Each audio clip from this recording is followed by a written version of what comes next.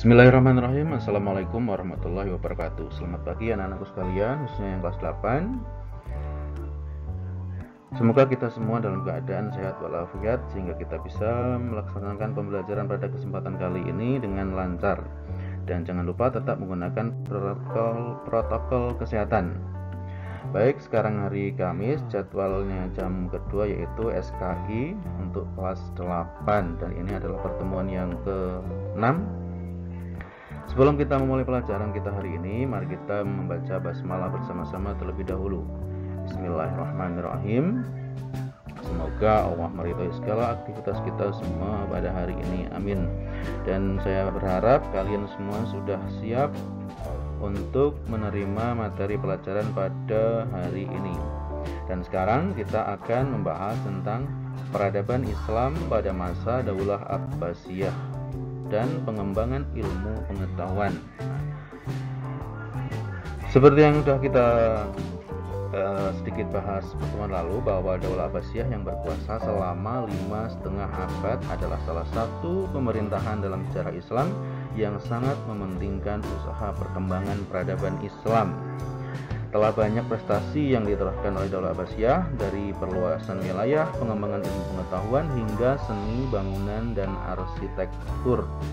Baik, untuk lebih mudah memahami materi pada bab ini, mari kita simak dulu beberapa slide berikut ini.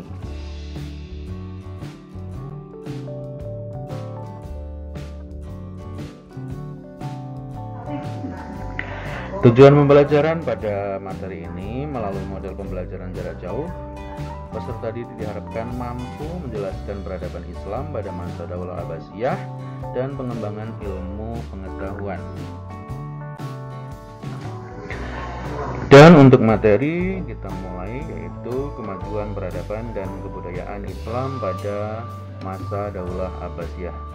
Daulah Abbasiyah yang berkuasa selama kurang lebih 5,5 abad itu salah satu pemerintahan dalam sejarah Islam yang sangat mementingkan usaha perkembangan peradaban Islam. Di antaranya adalah pengembangan ilmu pengetahuan, penertiban administrasi pemerintahan, politik dan militer, ekonomi, seni budaya, dan seni sastra. Mari kita bahas satu persatu dari kesekian bidang tersebut. Yang pertama adalah pengembangan ilmu pengetahuan. Periode awal pemerintahan Daulah Abbasiyah memiliki khalifah-khalifah yang memiliki perhatian besar terhadap pengembangan ilmu pengetahuan. Kerjasama yang apik antara ilmuwan dan pemerintah melahirkan para ilmuwan muslim dari berbagai disiplin ilmu pengetahuan, kedokteran, filsafat, kimia, botani, astronomi, matematika, dan lain-lain. Terdapat beberapa faktor yang menyebabkan ilmu pengetahuan berkembang dengan pesat, yaitu terjadinya asimilasi budaya, bahasa, pengetahuan antara bangsa Arab dengan bangsa lainnya. Yang kedua, gerakan penerjemahan berbagai ilmu pengetahuan dari berbahasa asalnya ke bahasa Arab. Gerakan penerjemah ini berlangsung sejak Khalifah Abu Ja'far Al-Mansur hingga Khalifah Harun Ar-Rasyid. Jadi semua buku-buku itu yang berasal dari Yunani, dari Romawi itu diterjemahkan ke dalam bahasa Arab agar orang-orang itu lebih mudah memahaminya. Dan yang ketiga, pendirian pusat studi dan kajian yang diberi nama Baitul Hikmah. Baitul Hikmah itu adalah perpustakaan yang pada masa Daulah Abbasiyah merupakan perpustakaan yang terbesar di dunia, sehingga banyak ilmuwan-ilmuwan di seluruh penjuru dunia itu mencari studi atau mencari materi atau memperbanyak ilmu dari perpustakaan tersebut. Yang keempat, pembentukan Majelis Munadharah pada masa Khalifah Abdullah Al-Ma'mun menjadi pusat kajian yang mengupas segala persoalan hukum keagamaan. Dan ini adalah ilustrasi suasana perpustakaan Baitul Hikmah yang merupakan perpustakaan terbesar dunia pada masa Daulah Abbasiyah. Di situ kita lihat banyak orang yang sedang mempelajari buku, sedang mengeksplorasi ilmu-ilmu yang terdapat dalam perpustakaan tersebut. Yang kedua yaitu penertiban administrasi pemerintahan. Usaha membangun peradaban emas juga terjadi pada bidang administrasi pemerintahan Daulah Abbasiyah. Di antaranya yaitu membentuk Diwanul Kharij atau Departemen Luar Negeri. Yang kedua Diwanul Ziman atau Departemen Pengawasan Urusan Negara. Diwanul Jundi, Departemen Pertahanan dan Keamanan. Diwanul Aqarah, Departemen Tenaga Kerja dan Pekerjaan Umum, dan Diwanul Rasail atau Departemen Pos dan Telekomunikasi. Pengangkatan Raisul Kitabah atau Sekretaris Negara yang memimpin Diwanul Kitabah atau Sekretaris Negara. Dalam menjalankan tugasnya, Raisul Kitabah dibantu oleh 5 orang katib atau sekretaris, yaitu Katib Rasail atau Sekretaris Bidang Persuratan. Yang kedua Katib Kharaj atau Sekretaris Bidang Perpajakan dan Kas Negara. Yang ketiga Katib Jundi atau Sekretaris Bidang Kemiliteran, Pertahanan dan Keamanan. Yang keempat Katib Qada, Sekretaris Bidang Hukum dan Perundang-undangan. Dan Katib Syurtoh atau Sekretaris Bidang Kepolisian dan Keamanan Sipil. Pengangkatan kepala daerah untuk menjaga daerah wilayah kekuasaan Daulah Abbasiyah yang dipimpin oleh gubernur atau amir. Untuk memudahkan koordinasi pemerintahan pusat dan daerah, di bawah gubernur dibentuk pemerintahan desa atau qaryah yang dipimpin oleh Syaikhul Qaryah atau kepala desa. Jadi hampir sama dengan pemerintahan di Indonesia pada saat ini ya. Jadi selain ibu kota yang dijadikan sebagai pusat administrasi, ada juga pembagian wilayah, yaitu diantaranya ada provinsi yang dipimpin oleh siapa? Gubernur, ada kabupaten kota, wilayah, dan kemudian ada juga per kecamatan-kecamatan yang di ujungnya yaitu ada desa. Jadi hampir sama untuk mempermudah dalam pelaksanaan tugas kemasyarakatan. Pembentukan Mahkamah Agung yang menangani beberapa bidang hukum seperti ada Al-Qadi atau yang mengadili perkara agama, hakimnya disebut Qadi. Yang kedua Al-Hisbah atau mengadili perkara umum baik pidana maupun perdata, hakimnya disebut Al-Mustahsib. Dan yang ketiga An-Nadhar fil Mazalim, pengadilan tingkat banding setelah dari pengadilan Al-Qadi atau Al-Hisbah, hakimnya disebut Shahibul Mazalim.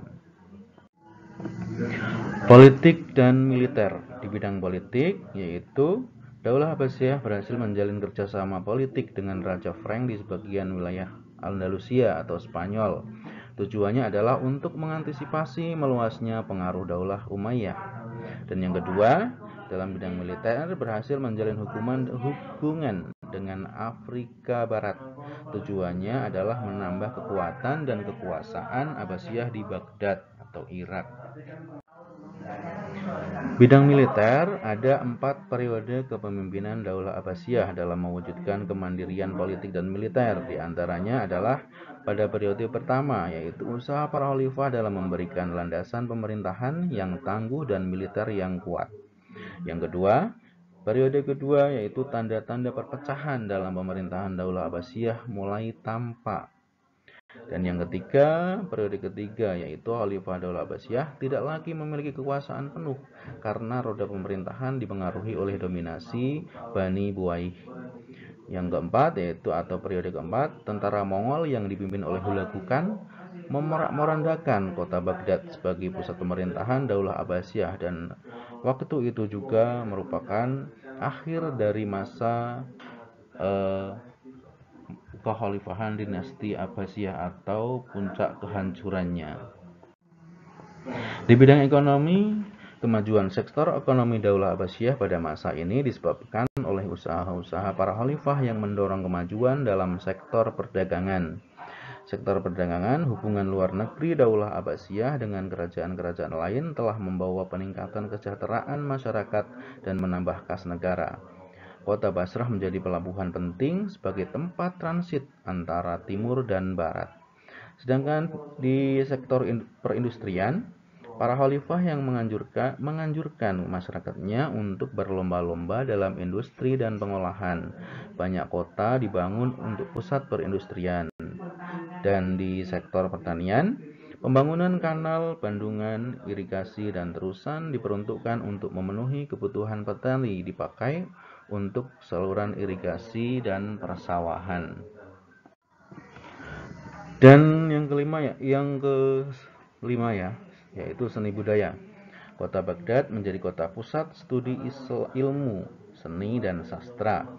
Kemajuan ini disebabkan karena proses asimilasi atau pertemuan budaya antara bangsa Arab dengan bangsa lainnya. Perkembangan peradaban yang dapat diidentifikasi dalam bidang seni budaya dan sastra yaitu diantaranya seni arsitektur.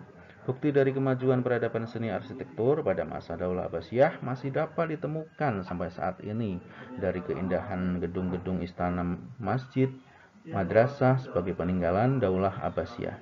Dan yang kedua, seni tata kota. Banyak bangunan dan kota dibangun dengan teknik tata kota yang berseni tinggi. Di antara kota-kota itu adalah ada kota Baghdad.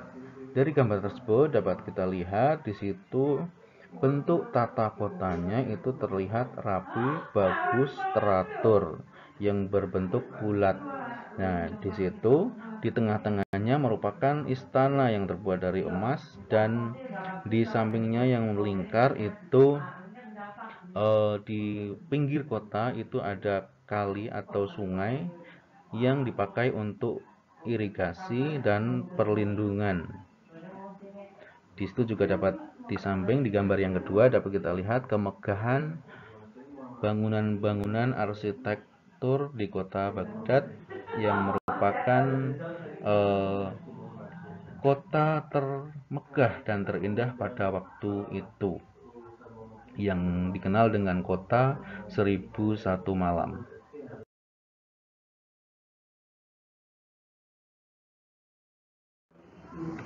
Baghdad dibangun tahun 763 Masehi pada masa pemerintahan Khalifah Abu Ja'far al-Mansur. Pembangunan kota ini melibatkan 100.000 orang ahli bangunan, terdiri dari arsitek, tukang batu, tukang kayu, pemahat, pelukis, dan lain-lain yang didatangkan dari Suriah, Iran, Basrah, Mosul, Kufah, dan daerah-daerah yang lainnya. Dan biaya untuk pembangunan kota ini mencapai 4.833.000 dirham. Kota Baghdad dibangun berbentuk bundar sehingga disebut kota bundar atau Al-Mudawwarah. Nah, di tengah kota dibangun istana khalifah yang diberi nama Qasrul Dhahab atau istana emas yang melambangkan kemegahan dan kejayaan. Di samping istana dibangun pula Masjid Jami' Al-Mansyur. Dan berikutnya yaitu kota Samara. Di situ di gambar 1 dapat kita lihat pada bangunan masjid yang megah yang ditambahi dengan ornamen berupa bangunan tinggi yang merupakan juga simbol dari kota Samara. Itu adalah bangunan masjid yang waktu itu masjid terbesar di dunia.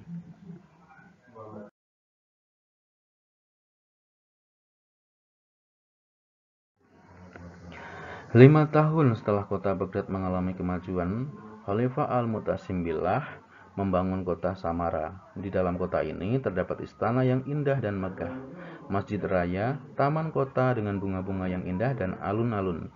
Untuk memudahkan masyarakat memenuhi kebutuhan hidupnya, dibangun pula pusat-pusat perbelanjaan dan pusat-pusat pelayanan publik.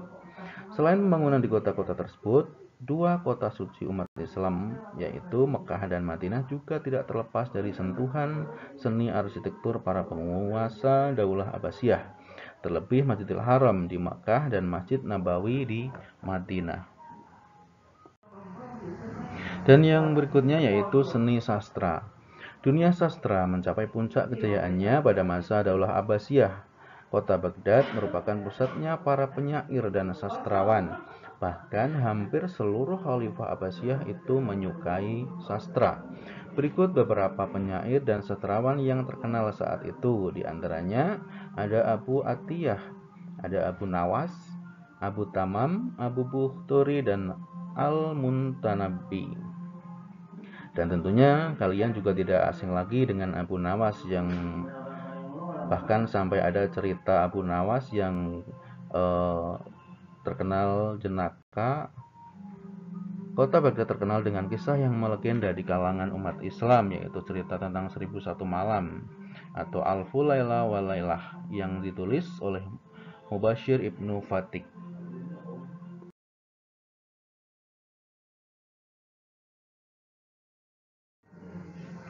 Dan untuk tugas kalian pada materi bab ini, silakan coba carilah contoh dari kemajuan peradaban Islam pada masa kini, yaitu yang ada di Indonesia. Kemajuan-kemajuan seperti apa yang kalian ketahui. Dan yang kedua, bagaimana cara mengaplikasikan atau mencontoh semangat para pemimpin Daulah Abbasiyah dalam kegiatanmu di rumah. Jadi kalian untuk meniru semangat para khalifah itu bagaimana caranya, cara kalian menirunya. Kemudian kalian tulis tugas ini di buku tugas kalian.